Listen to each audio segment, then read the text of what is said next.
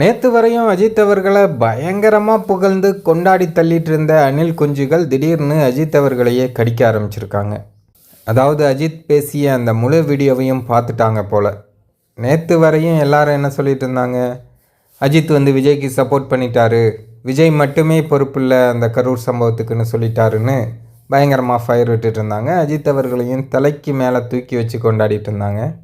ஆனால் இப்போ என்னடான்னா நிறைய விஜய் ரசிகர்கள் அஜித் அவர்களை சாடுறத பார்க்க முடியுது. எல்லோரும் ட்வீட் போட்டு அஜித் அவர்களை கண்டபடி பேசிகிட்டு இருக்காங்க.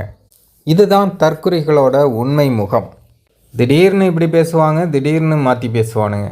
அஜித் அவர்கள் அந்த இன்டர்வியூவில் ரொம்ப தெளிவாக சொல்லியிருக்காங்க எல்லா விஷயத்தையும். கிட்டத்தட்ட ஒரு 56 நிமிஷம் அந்த இன்டர்வியூ கொடுத்துருக்காங்க.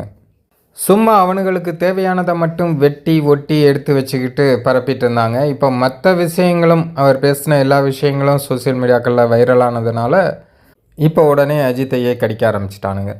இவனுங்கள்லாம் மனுஷனுங்க தானா அப்படின்னே சந்தேகமாக இருக்குது.